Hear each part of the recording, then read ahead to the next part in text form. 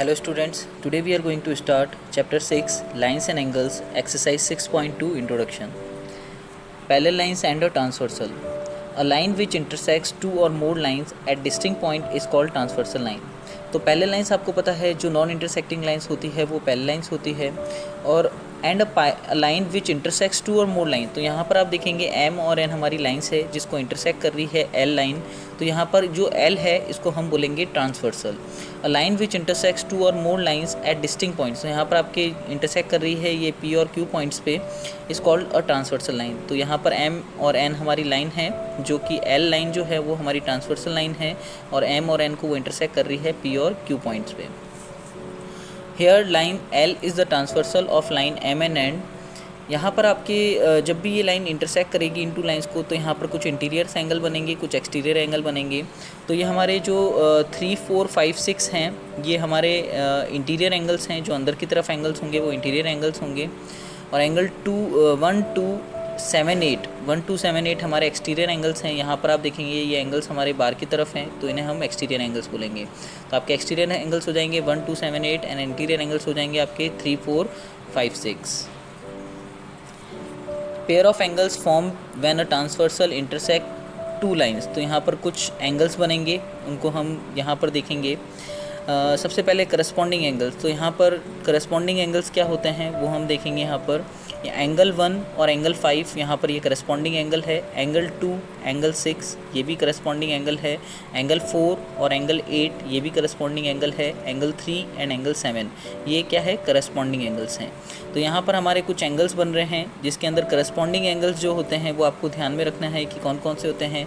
Angle 1 and 5 corresponding angle होगा, angle 4 and 8 corresponding angle होगा, angle 2 and 6 corresponding angle होगा। इसी तरह से एंगल 3 एंड 7 भी क्या होगा, करस्पॉन्डिंग एंगल होगा।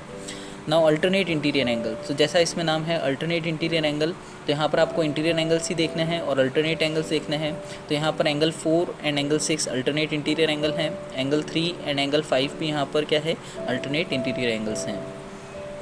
Now alternate exterior angles. तो यहाँ पर ये अल्टरनेट एक्सटीरियर एंगल्स, आपको यहाँ पर एक्सटीरियर एंगल्स बोला है तो आपको अल्टरनेट एक्सटीरियर एंगल्स देखने हैं। तो यहाँ पर 1 और 7 यहाँ पर अल्टरनेट एक्सटीरियर एंगल है। इसी तरह से 2 और 8 भी क्या है, अल्टरनेट एक्सटीरियर एंगल है। Now interior angles on the same side of the transversal. तो यहाँ पर अब आपको interior angles on the same side देखना है ऑफ द ट्रांसवर्सल। तो ये आपकी ट्रांसवर्सल है। यहाँ पर interior angle on the same side होंगे, एंगल 4 एंड एंगल 5। इसी तरह से यहाँ पर ये हो जाएगा एंगल 3 एंड एंगल 6। जो यहाँ पर interior angles on the same side of the transversal होता है इसको हम कंजुगेटिव इंटीरियर एंगल्स भी बोलते हैं और को इंटीरियर एंगल्स भी बोलते हैं। The interior angles on the same side of the transversal are also refer to a conjugative interior angles और co interior angles. Now axiom 6.3. If a transversal intersects two parallel lines, then each pair of corresponding angles is equal. तो यहाँ पर अगर M और N line आपकी अगर parallel line होती है और L आपकी ट्रांसवर्सल लाइन है तो करस्पॉन्डिंग एंगल्स क्या होंगे, इक्वल होंगे।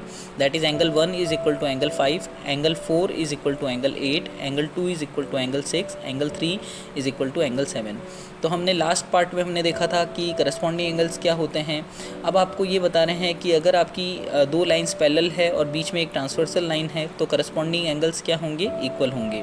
तो यहाँ पर angle 1 is equal to angle 5, angle 4 is equal to angle 8, angle 2 is equal to angle 6, angle 3 is equal to angle 7 हो जाएगा।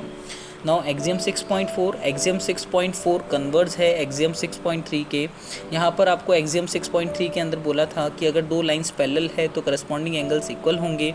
एक्सियम 6.4 में आपको बता रहे हैं कि अगर करस्पॉन्डिंग एंगल्स आपके इक्वल हैं तो लाइंस क्या होगी, पैरेलल होगी। If a transversal intersects two lines such that a pair of corresponding angle is equal, then two lines are parallel to each other. तो 6.3 की कन्वर्स है axiom 6.4। Now theorem 6.2. If a transversal intersects two parallel line, then each pair of alternate interior angle is equal. तो यहाँ पर अगर M और N अगर parallel lines हैं, बीच में आपकी ये ट्रांसवर्सल लाइन है तो यहाँ पर अल्टरनेट इंटीरियर एंगल्स क्या होंगे, इक्वल होंगे। ये आपकी थ्योरम 6.2 है। तो यहाँ पर आप देखेंगे हमारे अल्टरनेट इंटीरियर एंगल्स हैं that is 4 and 6 and 3 and 5। तो यहाँ पर अगर M और N अगर पैरेलल है तो यहाँ पर 4 इक्वल हो जाएगा एंगल 6 के, एंगल 3 इक्वल हो जाएगा एंगल 5 के, angle 4 is equal to angle 6 and angle 3 is equal to angle 5। तो आपकी जो थ्योरम 6.3 है वो कन्वर्ज है थ्योरम 6.2 की, तो यहाँ पर आपको बोला है if a transversal intersects two lines such that a pair of alternate interior angle is equal then the two lines are parallel. तो यहाँ पर आपको थ्योरम 6.2 में बोला था कि अगर दो लाइंस पैरेलल है तो अल्टरनेट इंटीरियर एंगल्स इक्वल होंगे, और थ्योरम 6.3 में आपको बता रहे हैं कि अगर अल्टरनेट इंटीरियर एंगल्स अगर इक्वल हैं तो लाइंस क्या होंगी, पैरेलल होगी। तो अगर आपको क्वेश्चन के अंदर मान लीजिए गिवन है angle 4 is equal to angle 6 and angle 3 is equal to angle 5, तो आपकी m जो है वो पैरेलल होगी n के। Theorem 6.4, if a transversal intersects two parallel line then the pair of interior angles on the same side of the transversal is supplementary. तो यहाँ पर इस सप्लीमेंट्री का मतलब आप जानते हैं, कम्प्लीमेंट्री मतलब होता है हमारा 90 डिग्री और सप्लीमेंट्री का मतलब होता है 180 डिग्री।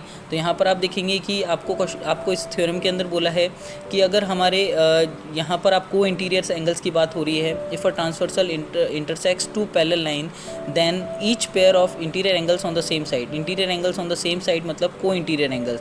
तो यहाँ पर आप देखेंगे एंगल 4 और एंगल 5 हमारे को इंटीरियर एंगल्स हैं, इसी तरह से एंगल 3 और एंगल 6 हमारे को इंटीरियर एंगल्स हैं। जब भी आपकी ये लाइंस पैरेलल होगी तो को इंटीरियर एंगल्स जो होंगे उनका सम कितना होगा, 180 डिग्री होगा।